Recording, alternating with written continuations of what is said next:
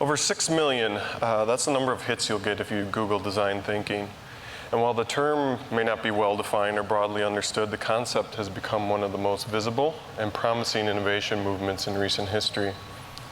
However, we've been talking about design's promise for some time, and the actual practice of design has been far less promising.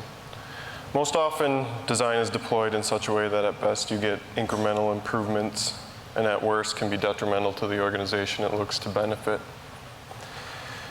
Now, design often is sort of created in this context of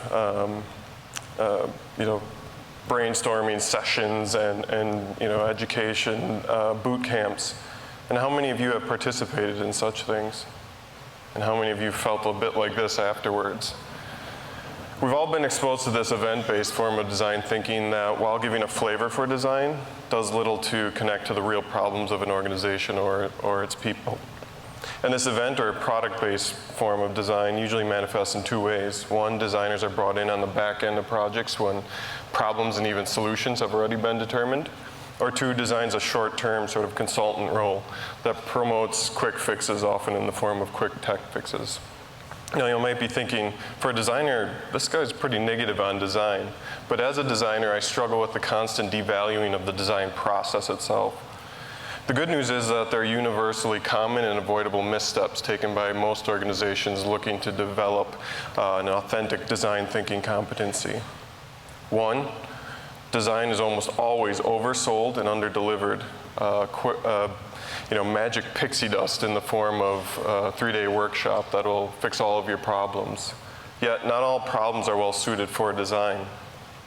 Design's actually uniquely suited for those problems that are not well defined or have not been sufficiently addressed in the past. Design is not another form of QI or PI or research. It's actually a complement along an innovation continuum. A complement that helps us avoid doing what we do so well in healthcare, which is elegantly solving the wrong problems. Design can't survive within most organizations' strict hierarchy, but too many remove it completely. And while design needs the space to thrive, the proliferation of centers and consultancies have only reinforced the notion that design isn't essential to the core functions of an organization. So, as an alternative at Allina, we've emerged and grown design within the organization, within the ripe environments across the organization.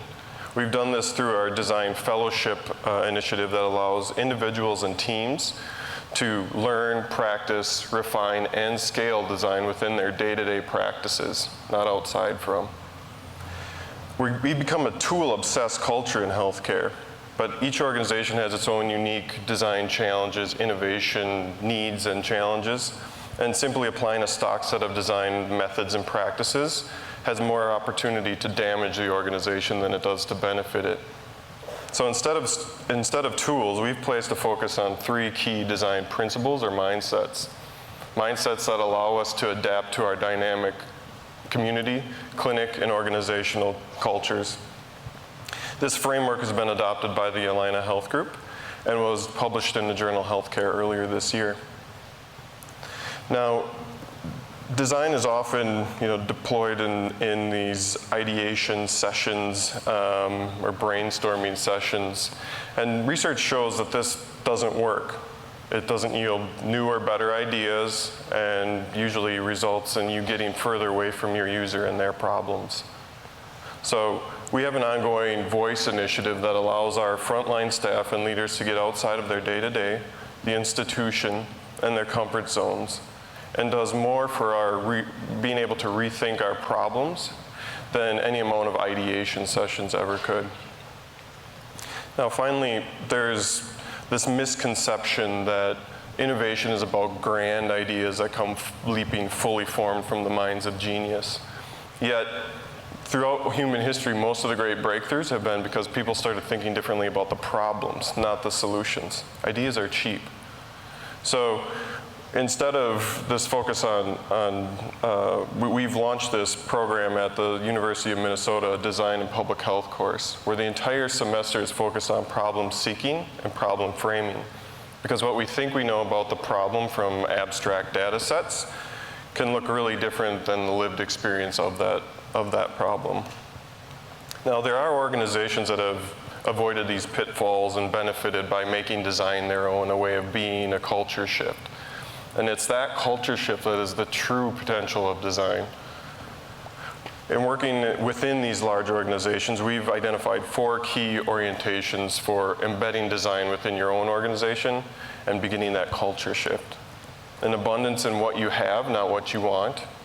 Get outside for inspiration. Humanize the problems and how you go about collaborating to solve those problems. And finally, adapt your practice to meet the context.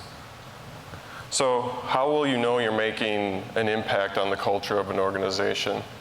Well, for one, they'll actually start to tell you. At Allina, we've been able to avoid the 5 pitfalls I outlined here tonight. And in doing so, we've begun to make the most difficult form of change possible, culture change. Thank you.